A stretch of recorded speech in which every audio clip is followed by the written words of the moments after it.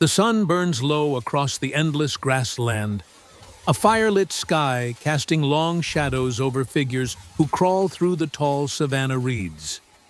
These are Australopithecus, fragile but fierce, in their struggle to live their small frames pressed close to the earth, as they creep toward the sound of cracking shells.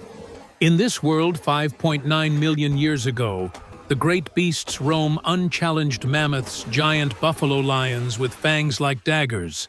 But these early humans do not dare face them. They do not chase thunder on four legs, nor pierce the hides of giants. Instead, their survival rests on what others leave behind, on roots dug from dry soil, on carcasses picked clean by predators.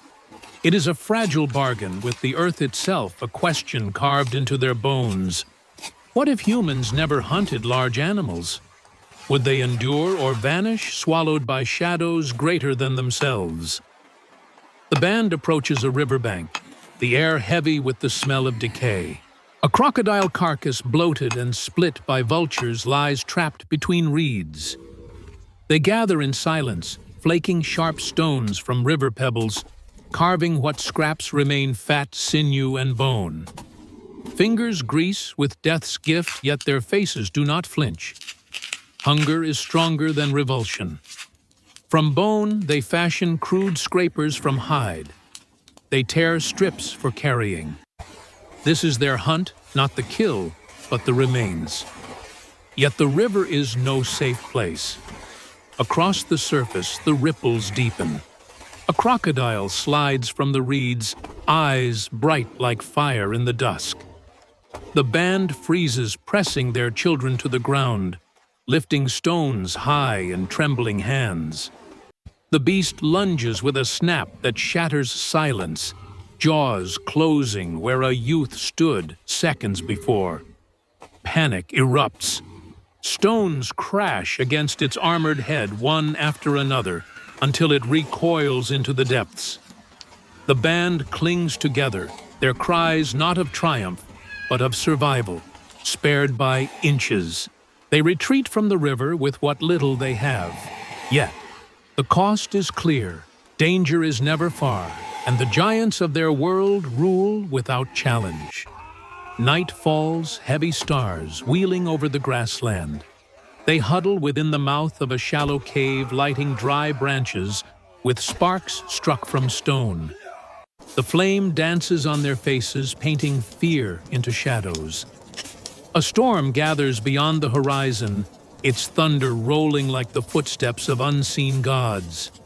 Rain lashes against the savanna, soaking the fire, and they press their bodies close for warmth. One elder pulls bitter leaves from a pouch of woven grass, chewing and spitting the paste onto a child's swollen wound. The herbs sting, but infection may yet be kept at bay. The cave fills with the smell of damp stone smoke and human breath. In that fragile circle of light, they endure another night. When dawn breaks, the band emerges to a world swept clean by storm. Fallen trees block their path. The ground churned to mud, rivers overflowing. Herds of antelope scatter across the horizon, drawn to greener pastures. But the Australopithecus do not follow. To chase is to die. Instead, they scour the floodplain for uprooted roots, drowned fish, and carcasses dragged by water. They find plenty, but also the marks of predators who came before them, prints of lions, clawed gouges of hyenas. Every step is taken with eyes, wide nostrils flaring for danger.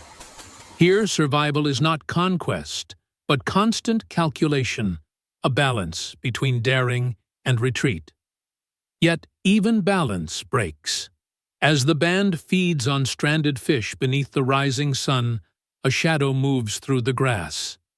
A lioness, her body gaunt from the storm, creeps closer, hunger burning in her ribs. The band has no spears, no courage to confront. They scatter in a wave of shrieks, clutching what little they can carry. One straggler stumbles mud, sucking at his feet, and the lioness lunges with terrifying speed, closing the distance in heartbeats, jaws wide. The others whirl stones raised high, voices raw in a chorus of defiance. They cannot kill her, but perhaps they can drive her back, just as with the crocodile. Survival here is not victory, it is escape. The air fills with the storm of another desperate struggle. The lioness halts mid-charge, startled by the rain of stones hurled with desperate force. She snarls, her amber eyes blazing in the dawn light, but the sudden defiance of many overwhelms her hunger. With a whip of her tail, she vanishes into the grass, leaving only the echo of growls and the thundering of retreating hooves. The band collapses into breathless silence, trembling not from triumph, but from the knowledge that their fragile existence hangs by a thread. They gather what scraps remain, a handful of fish roots smeared with mud, and begin their slow march across the open plain. This world belongs to beasts that command size and strength. Their only advantage lies in unity and persistence. By midday, the storm's wake reveals more bounty.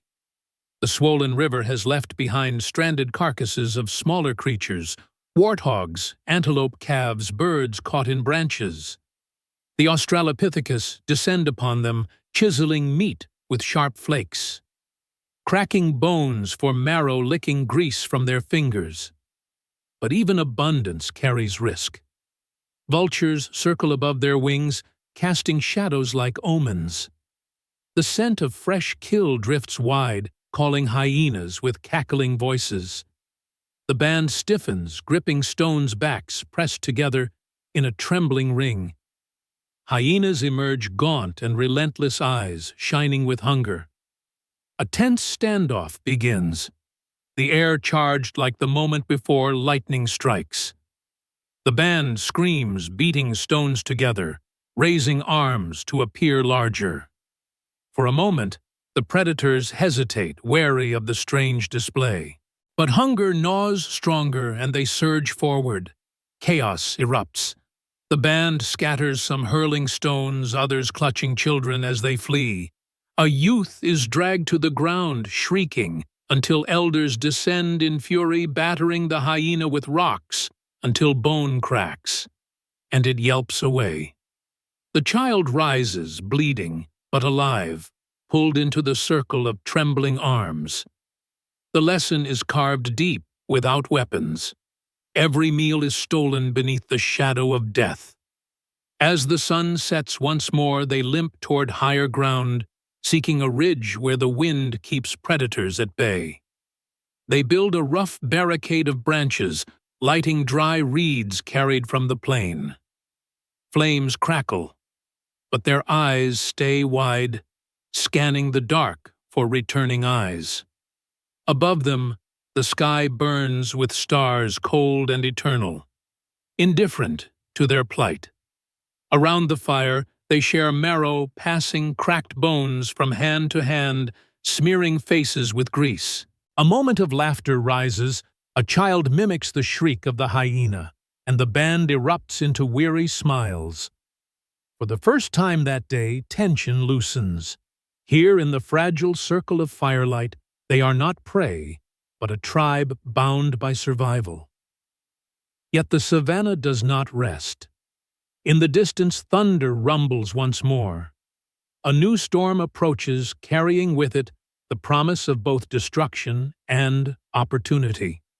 The tribe will rise again with dawn drawn onward by hunger, fear, and the unyielding instinct to endure in a world ruled by giants they will never hunt.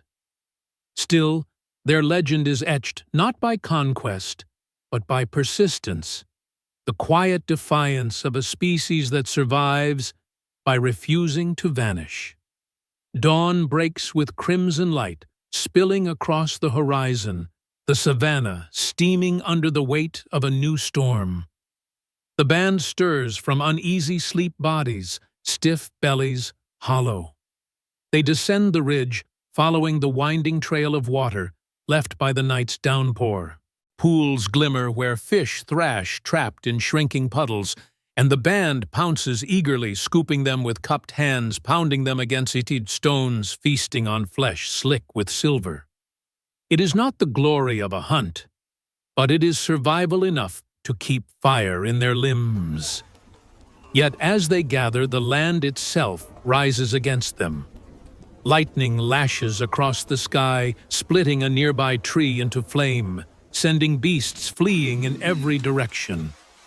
Elephants thunder past their tusks, gleaming, trampling the mud in a quake of power. The band clings to one another, pressed into the earth, watching giants move like storms made flesh. To chase them is unthinkable. To endure beside them is the only path. When calm returns, the world feels cleansed, renewed by both terror and abundance. The band discovers fruits shaken loose from trees, roots softened by rain, and the carcass of a young antelope crushed beneath falling branches. They carve it quickly, stripping meat, sharing every morsel. Children chew marrow from bones, their laughter sharp against the silence of the plain.